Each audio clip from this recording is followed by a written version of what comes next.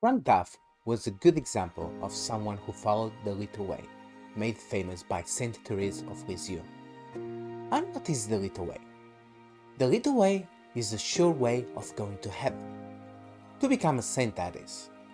The little way needs no miracles, no raptures, no visions, no martyrdom, nothing out of the ordinary. In fact, we searched for anything out of the ordinary in Frank Duff's life, and we found nothing really that you could say was supernatural. The little way of St Therese, which God taught her, is simply to do the little actions with great love, affection, and with great sacrifice, as if it was to be done for our Lord Jesus Himself. And that is the summary of Frank Duff's life. Okay, one can argue that Frank Duff was born into wealth in Ireland on the 7th of June 1889, educated in a private school, and the eldest of 7 children. For the first 18 years of his life, he was used to mingling with the high society in Ireland. Yes, he surely attended church as he was born and raised a Catholic. But that doesn't mean he was very devout. But Frank Duff's life soon went from a fairy tale to a nightmare of misfortune, as 2 of his siblings died in early childhood. He himself and his father was struck with typhoid and nearly died too. Both his parents worked in the British Civil Service, but his father had to retire early at 42 because of poor health, with only having a partial pension. His mother, on the other hand, had already left full-time work to take care of the family. So this early setback required Frank Duff to step up early in his life and provide for his family as the only breadwinner from the age of 10 or 18. At the age of 18, he joined the British Civil Service, where his great intelligence soon became obvious. He was a lover of literature and languages, but not so much of mathematics.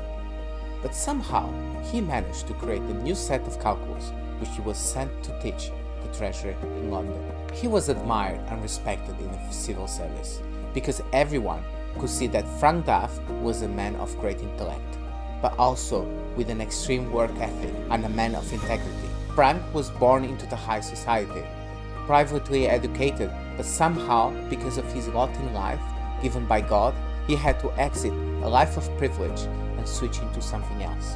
It was like God had great plans for him. Another small misfortune for Frank would come while playing cricket. While playing cricket, he was hit on the head with a cricket ball, and he lost part of his hearing at that moment. This was a small cross for the rest of his life. In 1913, a full 5 years after starting his career at the British Civil Service, something must have changed inside Frank Duff.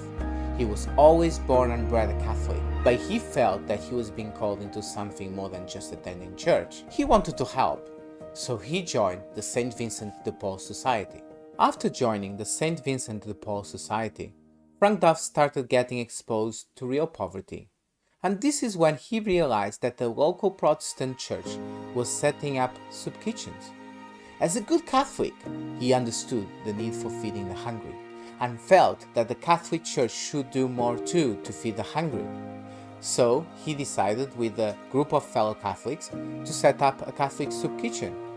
For him, this was an opportunity to nourish not only the body but also the spirit. Frank Duff was not a man of doing things half-heartedly. For 49 years, he attended a Lauder pilgrimage in Ireland. This pilgrimage is famous because of how austere it is.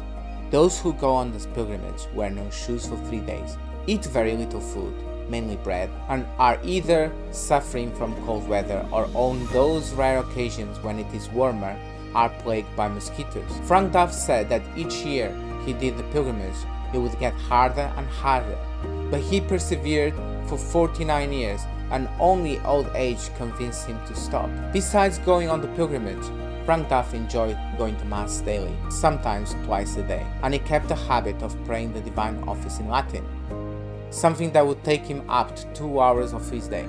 After Frank Duff joined the St Vincent de Paul Society in 1914, it was at this time that he became aware of the extreme poverty in the streets of Dublin, and also of the serious problem with prostitution in the most infamous street in Dublin, Montgomery Street, also known as Monto. Frank once saw a group of prostitutes, and without holding back, he pleaded with them to change their ways. In response, the woman laughed nervously and asked him in reply, where would they go and how would they make a living? These were all very reasonable questions. But Frank wasn't a man who gave up easily, and with this he understood his mission. While doing his work in the red light district, Frank met some women who wanted to help. However, women were barred at the time from joining the St Vincent de Paul Society, and the woman pleaded with Frank, and for this reason Frank Duff decided to form the Legion of Mary on the 7th of September 1921. At the same time, there were big changes happening in Ireland. The War of Independence was coming to an end, and it culminated with the signing of a treaty between the British and the Irish Free State at Downing Street in London on the 6th of December 1921. Frank Duff was part of the Irish delegation that travelled to London to negotiate the Treaty of Independence. However, he used a pseudonym, F.S. Mitchell. By the way, he is said to have been the only member of the Irish delegation not carrying a gun. More determined than ever, after meeting the prostitutes in Montreux, Frank Duff, who by now was part of the newly formed government as a high-ranking officer, asked the new Irish Premier, William Cosgrave, for funding to provide a refuge for the women. Having secured this funding, Frank Duff founded the Santa Maria House in Harcourt Street, and in this way, Frank was able to house the first woman rescued from Montreux. And this was the beginning of the end for the most infamous street in Dublin. Even though Frank had a deep faith as a Catholic, he was also very analytical and methodical. As one of the first projects of the Legion of Mary, Frank worked on a plan to finish with the red light district in Montreux in order to save many enslaved souls. He didn't lack ambition, and you can imagine how many times people tried to discourage him, including the local clergy. It was an insurmountable task. You can't do it. Don't go in there. But nobody accounted for Frank's biggest weapons, which were the Sacred Heart of Jesus, the Rosary, Our Lady, and our army, the Legion of Mary. The first goal was to try and persuade the madams to go to the Holy Mass, and to attend a spiritual retreat hosted by nuns in a convent, to try and convince them to live the life they were leading, and move to the house he founded. Little by little, with the help of the Legion, Frank was able to convince the madams and their women to leave prostitution and seek a new life. Eventually, the madams started seeing the writing on the wall. Just to put this into context, by now, Frank Duff's determination was well known in the red light district. He was feared by pimps and madams alike, and those who feared him thought of him as a religious zealot who had the power of the new Irish Free State behind him. So eventually, Frank Duff gathered all the madams in a Dublin hotel and managed to persuade almost all of the women to close off their brothels and in turn accept a payoff of £40. Finally, on the 12th of March 1925, those few brothels that were still left over were raided and shut down by the Dublin police. Most certainly also because of the relentless pressure from Frank Duff and the Legion of Mary. As an act of thanksgiving for the Sacred Heart, who Frank had a great devotion to, Frank led the procession of the Sacred Heart through the streets of Montreux, and Sacred Hearts were nailed to each of the doors of one-time brothels. And shortly after, a statue of the Sacred Heart of Jesus was also erected on the street's highest building of Montgomery Street. This was to keep prostitution away forever. Frank Duff's vision was that everyone can be a saint and that lay people can offer service to their local parish alongside the clergy. This idea was very much ahead of its time. He believed everyone had a role to play in the church, with their own gifts and talents, fulfilling the Catholic vocation to the full, by going out to the whole world to proclaim the good news, bringing people to Jesus with the help of Mary, and to see Christ in everyone they meet. To help in this, Frank wrote a handbook for the Legion, an operational manual to be used in the work of evangelization, and the first branch of the Legion in London started in 1929, and by the time of the Second Vatican Council in 1960, the Legion was a worldwide organization, and Frank Duff was invited to attend as a special observer by Pope Paul VI.